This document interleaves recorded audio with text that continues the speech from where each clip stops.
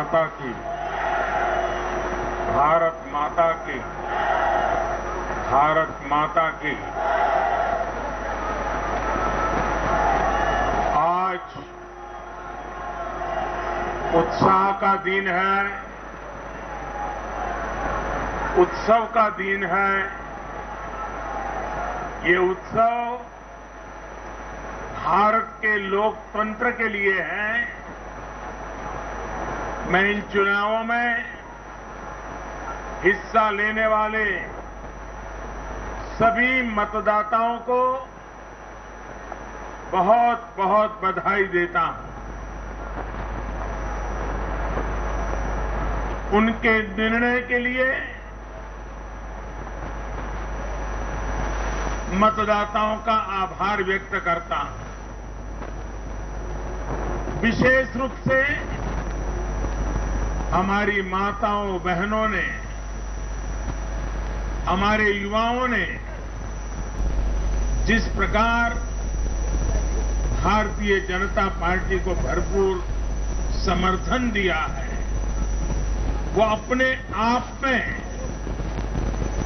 बहुत बड़ा संदेश है।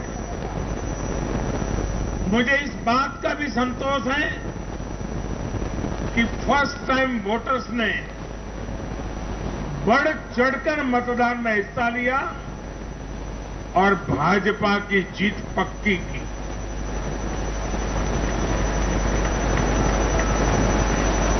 चुनाव के दौरान भाजपा के कार्यकर्ताओं ने मुझसे वादा किया था कि इस बार होली 10 मार्च से ही शुरू हो जाएगी। हमारे कर्मठ कार्यकर्ताओं ने ये विजय ध्वज फहरा करके इस वायदे को पूरा करके दिखाया है। मैं भाजपा के सभी कार्यकर्ताओं की भूरी प्रशंसा करूंगा, जिन्होंने दिन रात देखे बिना इन चुनावों में कड़ी मेहनत की। हमारे कार्यकर्ता जनता जनार्दन का दिल जीतने में, जनता जनार्दन का विश्वास जीतने में सफल रहे और पूरे पार्टी का नेतृत्व जिन्होंने किया, कार्यकर्ताओं ने को जिन्होंने लगातार मार्गदर्शन किया, ऐसे हमारे राष्ट्रीय अध्यक्ष श्रीमान जगत प्रकाश नड्डा जी को भी मैं बहुत बहुत अभिनंदन करता हूं, बहुत बहुत बधाई देता हूं।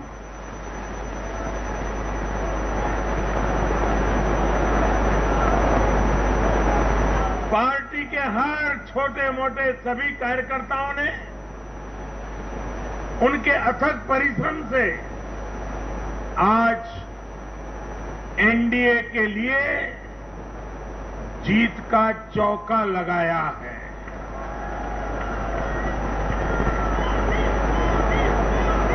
साथियों, उत्तर प्रदेश ने देश को अनेक प्रधानमंत्री दिए, लेकिन 5 साल का कार्यकाल पूरा करने वाले किसी मुख्यमंत्री के दोबारा चुने जाने का यह पहला उदाहरण है।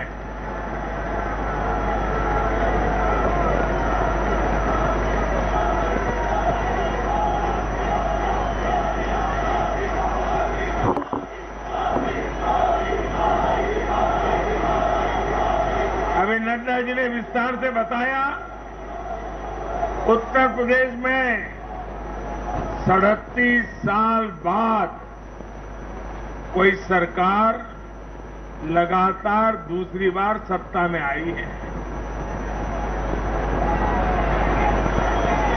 3 राज्य यूपी, गोवा और मणिपुर में सरकार में होने के बावजूद बीजेपी के वोट शेयर में वृद्धि हुई है।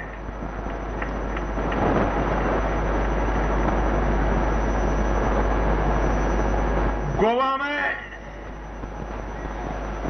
सारे एग्जिट पोल गलत निकल गए और वहां की जनता ने तीसरी बार सेवा करने का मौका दिया है। 10 साल तक सत्ता में रहने के बाद भी राज्य में बीजेपी की सीटों की संख्या बढ़ी है। उत्तराखंड में भी भाजपा ने नया इतिहास रचा है। राज्य में पहली बार कोई पार्टी लगातार दूसरी बार सत्ता में आई है।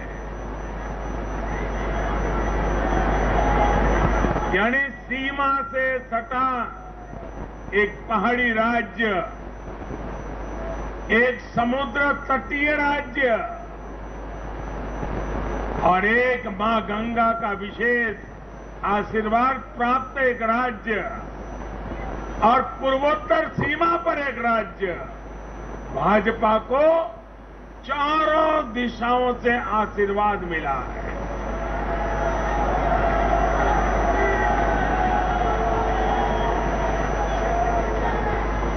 इन राज्यों की चुनौतियां भिन्न है, सबकी विकास की यात्रा का मार्ग भिन्न है, लेकिन सबको जो बात एक सूत्र में पिरो रही है वो है भाजपा पर विश्वास। भाजपा की नीति, भाजपा की नीयत और भाजपा के निर्णयों पर अपार विश्वास। साथियों, ये चुनाव नतीजे भाजपा की pro poor, pro active governance पर एक प्रकार से बड़ी मजबूत मोहर लगाते हैं। पहले जनता अपने ही हक के लिए सरकार के दरवाजे खटखटाकर थक जाती थी। बिजली, पानी, गैस, टेलीफोन, बहुत बुनियादी सुविधाओं के लिए, सामान्य जरूरतों के लिए सरकारी दफ्तरों के चक्कर काटने पड़ते थे, पैसे देने पड़ते थे। कुछ साधन संपन्न लोगों तक सुविधा पहुंचने के रास्ते अलग थे, पहुंच जाती थी। देश में गरीबों के नाम पर घोषणाएं बहुत हुई, योजनाएं भी बहुत बनी, लेकिन उस योजनाओं का जो हकदार था,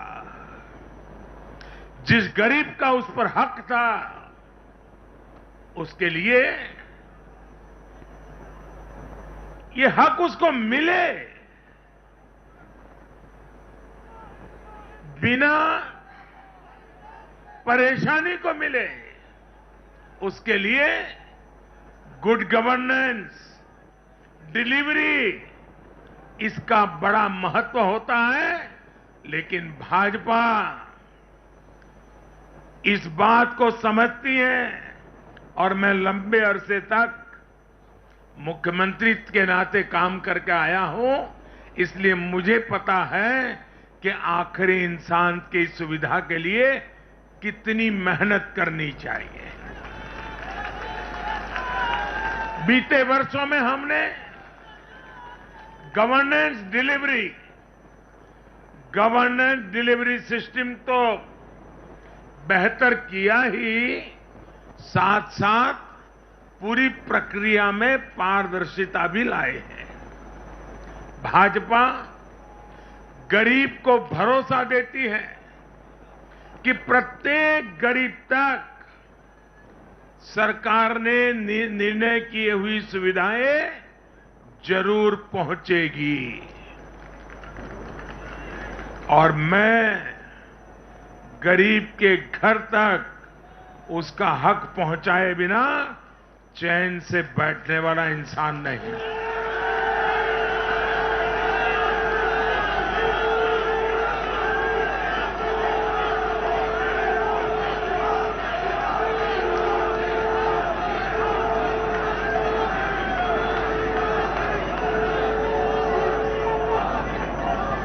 दशक से भी ज्यादा समय तक हेड ऑफ द गवर्नमेंट के रूप में सेवा करने का मुझे सौभाग्य मिला है।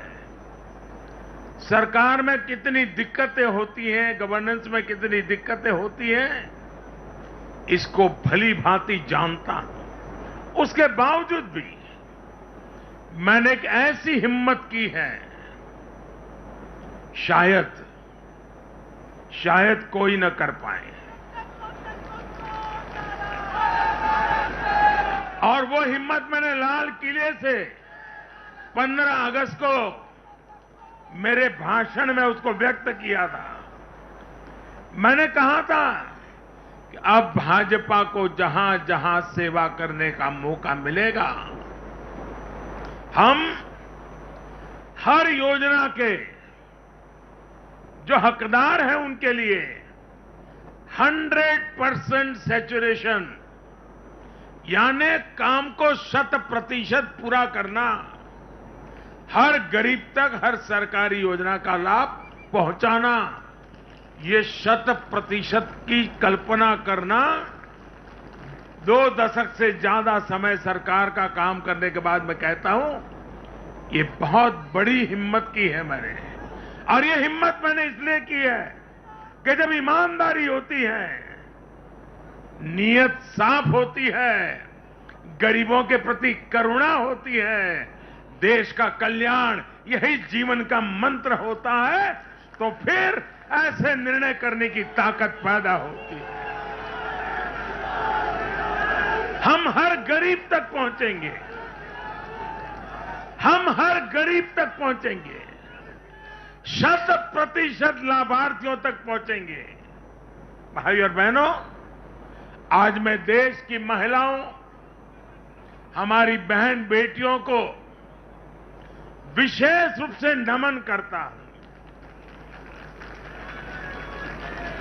चुनाव के नतीजों में मेरी इन माताओं, बहनों का, बेटियों का बहुत बड़ा योगदान है। ये हमारा सौभाग्य है कि भाजपा को बहनों, बेटियों, माताओं ने इतना स्नेह दिया है, इतना आशीर्वाद मिला है।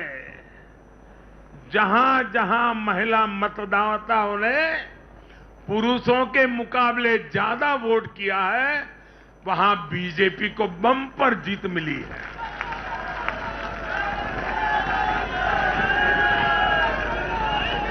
एक प्रकार से हमारी माताएं, बहनें, हमारी बेटियां, हमारी ये स्त्री शक्ति भाजपा की जीत की सारथी बनी है।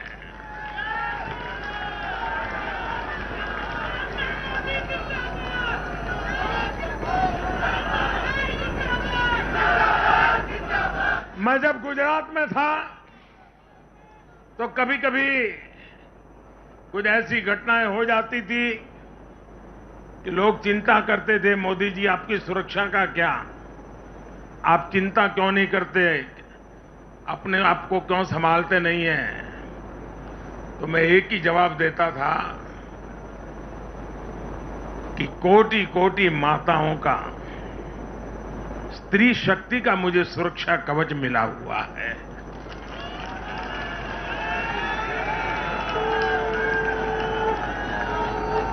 साथियों, भारत की माताएं, बहन, बेटियां निरंतर भाजपा पर विश्वास कर रही हैं। उनको पहली बार विश्वास मिला है कि सरकार उनकी छोटी से छोटी जरूरतों को भी ध्यान में रखती है। साथियों, इन चुनावों के नतीजों ने एक बात और साफ कर दी है कि यूपी की जनता को, और मैं सभी ज्ञानियों को कहता हूं कि देश की भलाई के लिए अब पुरानी घिसी पिटी रिकॉर्ड छोड़ के जरा नए सिरे से सोचना शुरू कीजिए।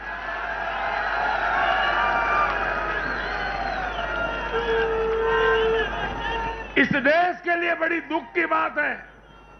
मैं स्वयं बहुत दुख अनुभव करता था जब ये ज्ञानी लोग यूपी की जनता को सिर्फ और सिर्फ जातिवाद के तराजू से तोलते थे, जातिवाद की दृष्टि से देखते थे।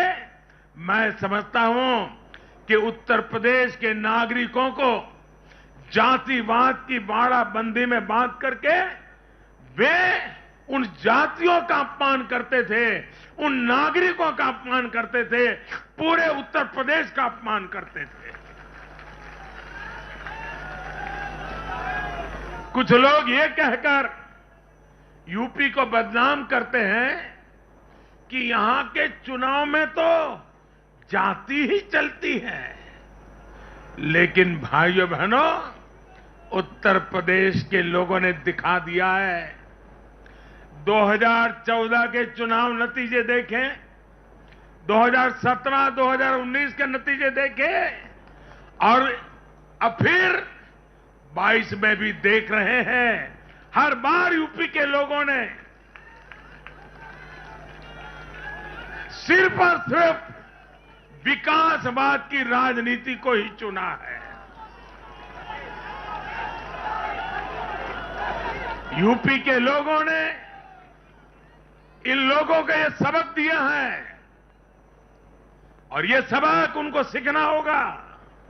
यूपी के गरीब से गरीब व्यक्ति ने, यूपी में गांव में रहने वाला व्यक्ति हो, पढ़ा लिखा हो या अनपढ़ हो, यूपी के हर मतदाता ने, हर नागरिक ने एक सबक दिया है कि जाति की गरिमा, जाति का मान देश को जोड़ने के लिए होना चाहिए, देश को तोड़ने के लिए नहीं होना चाहिए। और ये करके दिखाया है, 4 चुनावों में करके दिखाया है। वैसे आज मैं ये भी कहूंगा कि 2019 के चुनाव नतीजों के बाद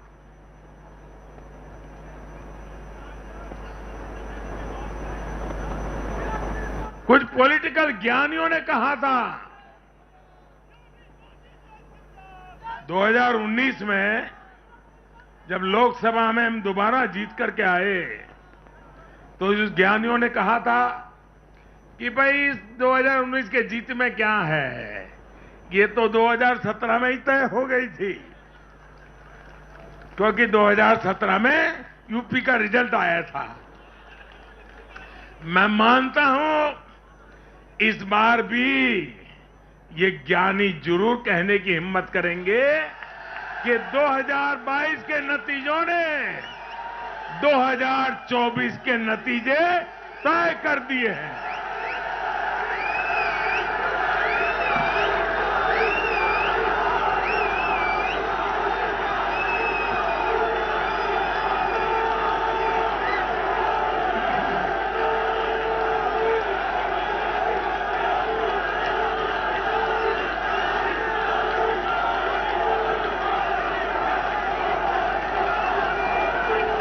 मैं आज पंजाब के भाजपा कार्यकर्ताओं की भी विशेष प्रशंसा करूंगा। उन्होंने विपरीत परिस्थितियों में जिस प्रकार पार्टी का झंडा बुलंद किया है, वो आने वाले समय में पंजाब में भाजपा की मजबूती को, देश की मजबूती को एक अहम स्थान के रूप में विकसित करेंगे, ये मेरा पूरा विश्वास है। पंजाब में भाजपा एक शक्ति के रूप में उभरनी है, ये मैं अपनी आंखों के सामने देख रहा हूं दोस्तों। सीमावर्ती राज्य होने के नाते पंजाब को अलगाववादी राजनीति से सतर्क रखना भाजपा का कार्यकर्ता जान की बाजी लगा करके भी इस काम को करता रहेगा। आने वाले 5 सालों में भाजपा का हर कार्यकर्ता वहां इस दायित्व को जोर शोर से निभाने वाला है। ये विश्वास मैं पंजाब की जनता को आज देना चाहता हूं। साथियों, ये चुनाव ऐसे समय में हुए हैं जब दुनिया 100 साल के सबसे बड़े कोरोना जैसी महामारी के संकट से लड़ रही है। पूरी मानव जात, पूरा विश्व 100 साल में ऐसी बीमारी नहीं देखी, ऐसी मुसीबत से लड़ना नहीं पड़ा है। ये जैसे कुछ कम था तो युद्ध ने भी विश्व की चिंताएं बढ़ाई हैं। इन परिस्थितियों में दुनिया भर की सप्लाई चेन छिन्न भिन्न हो गई है। 2 साल से सप्लाई चेन पर बहुत ही विपरीत प्रभाव हुआ और युद्ध ने उसमें और जोड़ दिया। इन चुनौतियों से निपटने के लिए भारत ने जो कदम उठाए, आर्थिक स्तर पर जो फैसले लिए, गरीब कल्याण के जो फैसले लिए, उन सभी ने भारत को संभलकर आगे बढ़ने में बहुत मदद की। भारत बच पाया है क्योंकि हमारी नीतियां जमीन से जुड़ी रही। हमारी नीतियां जमीन से जुड़ी रही और हमारे प्रयास निष्ठा और नियत की पटरी पर अविरत आगे बढ़ते रहे। जहां जहां डबल इंजन की सरकार रही, वहां पर जनता के हितों की डबल सुरक्षा हुई और विकास के कार्यों की गति भी तेज हुई।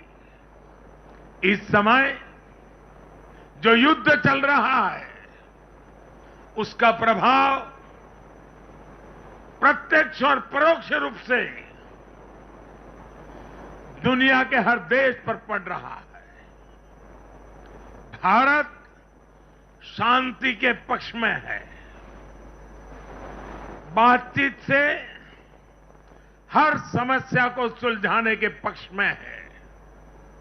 लेकिन जो देश सीधे जंग लड़ रहे हैं, भारत का उनसे आर्थिक दृष्टि से, सुरक्षा की दृष्टि से, शिक्षा की दृष्टि से, राजनीतिक दृष्टि से नाता है। भारत की बहुत सारी जरूरतें इन देशों से जुड़ी हुई हैं। भारत बाहर से जो कच्चा तेल मंगाता है, पाम ऑयल मंगाता है, सनफ्लावर ऑयल मंगाता है, उसकी कीमत भी अंतर्राष्ट्रीय बाजार में बहुत तेजी से बढ़ रही है। कोयला हो, गैस हो, फर्टिलाइजर हो, सभी की कीमतों में पूरी दुनिया में कल्पना बाहर का उछाल आ रहा है। युद्ध के कारण पूरी दुनिया में महंगाई बढ़ रही है। विकासशील देशों को विशेष रूप से कठिनाई का सामना करना पड़ रहा है। साथियों, इस वैश्विक संदर्भ में इन कठिनाइयों के बीच इस बार के बजट पर नजर डालें तो एक विश्वास पैदा होता है। देश आत्मनिर्भर भारत अभियान के मार्ग पर आगे बढ़ रहा है। इस भावना को इस बार के बजट से और ऊर्जा मिली है और मैं मानता हूं कि दुनिया भर में बने निर्माण हुए इस विपरीत वातावरण में, उथल पुथल से भरे माहौल में, अनिश्चितता से भरे माहौल में भारत की जनता ने विशेष करके उत्तर प्रदेश जैसे राज्यों ने अपनी दूरदृष्टि का परिचय दिया है। भारत के मतदाताओं ने जिस तरह इन चुनावों में स्थिर सरकारों के लिए वोट दिया, वो इस बात का प्रतिबिंब है कि लोकतंत्र भारतीयों की रगों में है।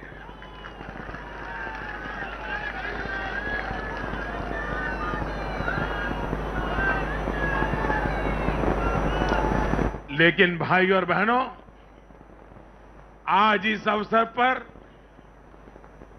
मैं देश के सामने अपनी कुछ चिंताएं भी रखना चाहता हूं। देश का नागरिक तो बहुत जिम्मेदारी के साथ देश के हित में अपना काम कर रहा है। जब भी उसको अवसर मिलता है वो जिम्मेदारी के साथ पेश आता है। देश का सामान्य नागरिक राष्ट्र निर्माण में जुटा है, लेकिन हमारे यहां कुछ लोग लगातार राजनीति का स्तर गिराते जा रहे हैं। कोरोना के इस समय में भी हमने देखा है कि इन लोगों ने देशवासियों को गुमराह करने की लगातार कोशिश की।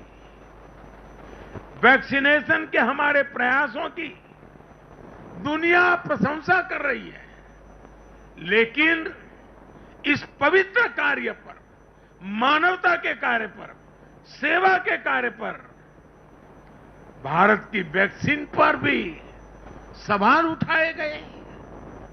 दुर्भाग्य की बात है, जब यूक्रेन में हजारों भारतीय विद्यार्थी, हमारे छात्र, हमारे नागरिक फंसे हुए थे, तब भी देश का मनोबल तोड़ने की बातें हो रही थी। जो वहां फंसे थे उनके परिवारों की चिंता बढ़ाने का काम हो रहा था।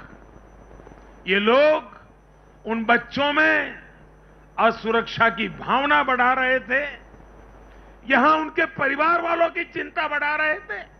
इतना ही नहीं, इन लोगों ने ऑपरेशन गंगा को भी प्रदेशवाद की बेड़ियों में बांधने की कोशिश की।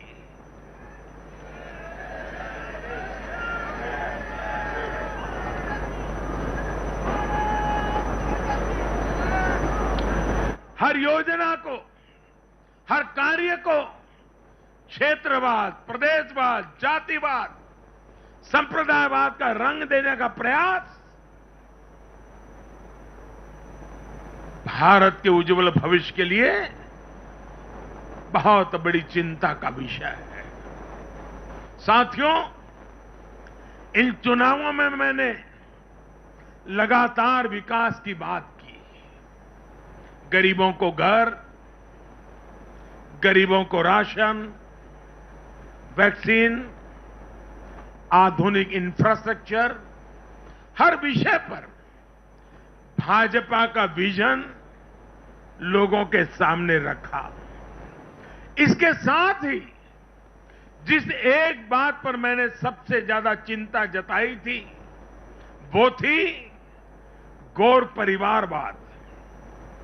मैंने राज्यों के लोगों को बताया कि कैसे मैं किसी परिवार के खिलाफ नहीं हूं, न ही मेरी किसी की व्यक्तिगत दुश्मनी है। मैं लोकतंत्र की चिंता करता हूं और मैं सभी ज्ञानियों को कहता हूं, जरा लोकतंत्र के तराजू पर इन चीजों को तोल के देखो।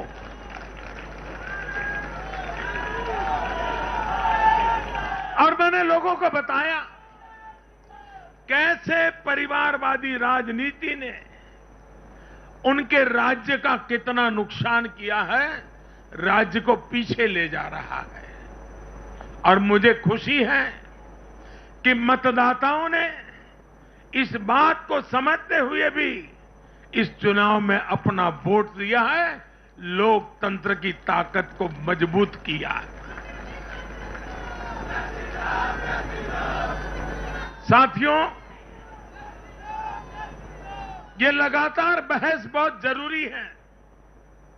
भारत जैसे लोकतंत्र में और देश को जिस ऊंचाई पर ले जाना है उसको ध्यान में रखते हुए जिन मुद्दों को मैं उठा रहा हूं उसको निरपेक्ष भाव से बहस होना जरूरी है।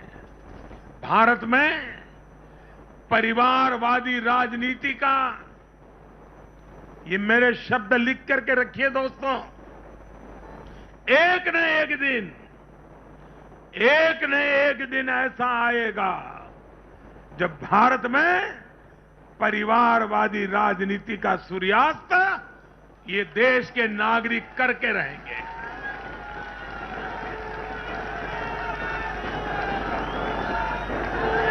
इस चुनाव में देश के मतदाताओं ने अपनी सूझबूझ का परिचय दिखाते हुए ये क्या होने वाला है इसका इशारा कर दिया है। साथियों, आज एक और विषय में देश के लोगों के सामने रखना चाहता हूं। ये विषय है भ्रष्टाचार के खिलाफ कार्रवाई को रोकने की साजिश। आप मुझे बताइए साथियों, क्या भ्रष्टाचार के खिलाफ कार्रवाई होनी चाहिए कि नहीं होनी चाहिए? भ्रष्टाचार करने वालों पर कड़ी कार्रवाई होनी चाहिए कि नहीं होनी चाहिए? ये भ्रष्टाचार रूपी दिमाग देश में से नष्ट होनी चाहिए कि नहीं होनी चाहिए? साथियों,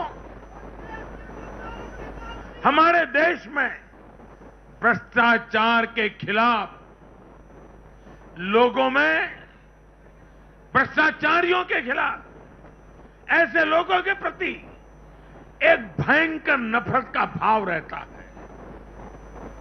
देश की गाढ़ी कमाई को लूटकर अपनी तिजोरी भरने की ये प्रवृत्ति कुछ लोगों की पहचान के साथ जुड़ गई है।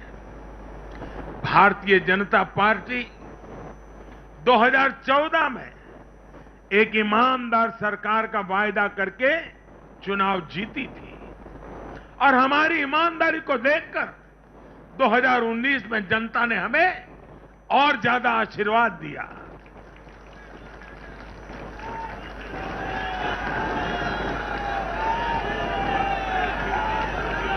और देश हमसे अपेक्षा करता है कि मोदी जी, आपकी सरकार सिर्फ प्रामाणिक रहे इतना इनफ नहीं है। आप ही हैं, आप ही की सरकार है जो भ्रष्टाचारियों को सजा कर सकती है, उन पर कठोर से कठोर कार्रवाई कर सकती है। मुझे बताइए, जनता की इस अपेक्षा को मुझे पूरा करना चाहिए कि नहीं करना चाहिए? जनता की आशा आकांक्षा के लिए सरकार ने जिम्मेवार व्यवहार करना चाहिए कि नहीं करना चाहिए? लेकिन आज हम देख रहे हैं जो निष्पक्ष संस्थाएं हैं, जो पूरी तरह इंडिपेंडेंट हैं, वे अगर भ्रष्टाचार के खिलाफ कार्रवाई करते हैं तो ये लोग और उनका पूरा इकोसिस्टम अब भ्रष्टाचारियों की रक्षा करने के लिए उन संस्थाओं को बदनाम करने के लिए मैदान में आ गए हैं।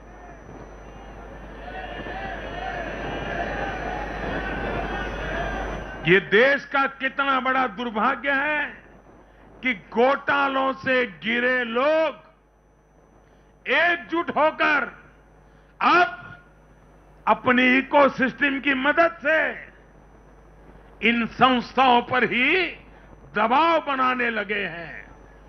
जांच एजेंसियों को रोकने के लिए ये लोग अपने इकोसिस्टम के साथ मिलकर नए नए तरीके खोजते हैं। इन लोगों को देश की न्यायपालिका पर भी भरोसा नहीं है। पहले हजारों करोड़ रुपए का भ्रष्टाचार करो, फिर जांच भी नहीं होने दो, और जांच करे तो उस पर दबाव बनाओ। ये इन लोगों की प्रवृत्ति है। और देश के लोगों को एक और बात पर मैं ध्यान देना के लिए आकर्षित करना चाहता हूं। ये लोग किसी भ्रष्टाचारी पर कार्रवाई होते ही उसे धर्म का रंग देते हैं, प्रदेश का रंग दे देते हैं, जाति का रंग देने लगते हैं। ये नए तौर तरीके शुरू हुए हैं। किसी माफिया के खिलाफ अदालत कोई फैसला सुना देती है तो भी उसे ये लोग धर्म और जाति से जोड़ देते हैं। ऐसे में भारत के मैं सभी संप्रदायों से आग्रह करता हूं, मैं सभी जाति पे गर्व करने वाले ईमानदार लोगों से आग्रह करना चाहता हूं, उन सबको सोचना होगा कि ऐसे भ्रष्टाचारियों, ऐसे माफियाओं को अपने समाज से, अपने संप्रदाय से, अपनी जाति से दूर करने की हिम्मत करें। इससे समाज भी मजबूत होगा, संप्रदाय भी मजबूत होगा और हर व्यक्ति का भला होगा। और यूपी में हमारी विजय का एक कारण यह भी है कि वहां के लोगों ने कई दशकों से ऐसी राजनीति का बहुत नुकसान सहा है। मैं बनारस का सांसद होने के नाते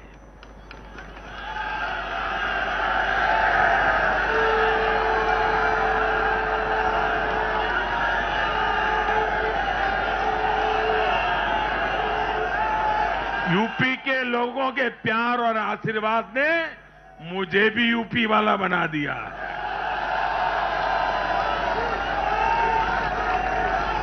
मैं बनारस का सांसद होने के नाते मेरे अनुभव से कह सकता हूं, यूपी के लोग ये बात समझ चुके हैं कि जाति को बदनाम करने वालों से, संप्रदाय को बदनाम करने वालों से अब दूर रहना है और राज्य के विकास को ही सर्वोच्च प्राथमिकता देनी है। साथियों, आजादी के 75वें वर्ष को देखते हुए भी इन चुनाव परिणामों का बहुत महत्व है। भारत आजादी के अमृत काल में प्रवेश कर रहा है। ये चुनाव परिणाम आने वाले 25 वर्षों के हमारे राष्ट्रीय संकल्पों के प्रति देश के मिजाज को, देश के मूड को प्रतिबिंबित करते हैं। यहां से हम दो पटरियों पर एक साथ तेजी से काम करने वाले हैं। एक तरफ गांव, गरीब, छोटे किसान, लघु उद्यमी, उनके कल्याण पर हमारा जोर है। वहीं दूसरी तरफ देश के संसाधनों, देश की युवा शक्ति को नए अवसर देकर हम आत्मनिर्भरता के मिशन को तेज करना चाहते हैं। भारत का युवा आज अपने हुनर से, अपने बुद्धि के बल से और अपनी क्षमता के उपयोग से दुनिया को समाधान दे रहा है। दुनिया का सबसे बड़ा और सबसे तेज टीकाकरण अभियान आज के भारत के सामर्थ्य का बड़ा उदाहरण है। आज भारत डिजिटल पेमेंट सिस्टम में आत्मनिर्भर हो रहा है। स्टार्टअप के क्षेत्र में अपना सामर्थ्य बढ़ा रहा है और तकनीक के क्षेत्र में नई नई उपलब्धियां प्राप्त कर रहा है। और यह सब हो रहा है उसकी युवा शक्ति के कारण। भारत में शिक्षा का स्तर उच्च कोटि का हो, जो देश और दुनिया की जरूरतों को पूरा करने वाली वर्कफोर्स तैयार कर सके, यह हमारा संकल्प है। आज एक ऐसे नए भारत का निर्माण हो रहा है जहां आपकी पहचान आप से होती है।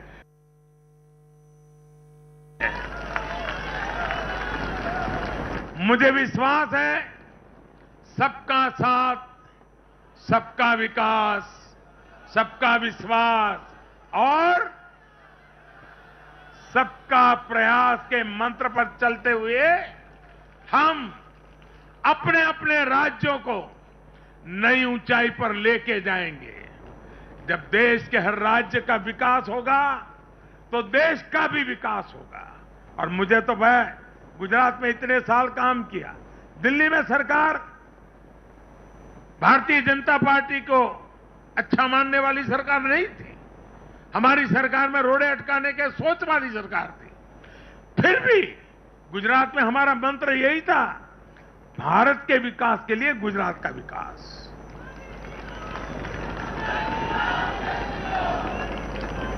साथियों, हमें जुट जाना है, एक पल भी गंवाना नहीं है।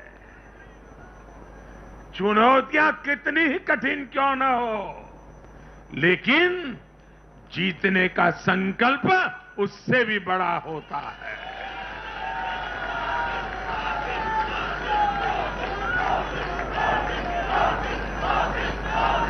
बड़े संकल्पों के साथ, बड़े सपनों के साथ ऊंची सी ऊंचाइयों को पार करने के इरादे के साथ देश को आगे बढ़ाना है। साथियों, इतना बड़ा भव्य विजय भारत के उज्जवल भविष्य की ये गारंटी है। मैं एक बार फिर भारत के उज्जवल भविष्य के लिए ये जो निर्णायक मतदान किया है, इसलिए हमारे मतदाता अभिनंदन के बहुत अधिकारी हैं। आइए दोनों हाथ ऊपर करके तालियों के गड़गड़ाहट के साथ सभी मतदाताओं का अभिनंदन करें, मतदाताओं का आभार व्यक्त करें, मतदाताओं का गौरवगान करें।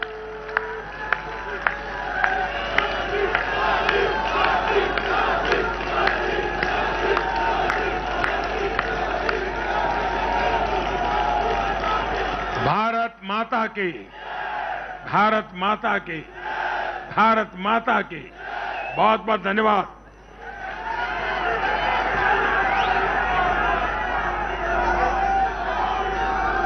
माननीय प्रधानमंत्री जी का आभार व्यक्त करते हैं तालियों के गड़गड़ाहट। So there you have Prime Minister Narendra Modi, the celebrity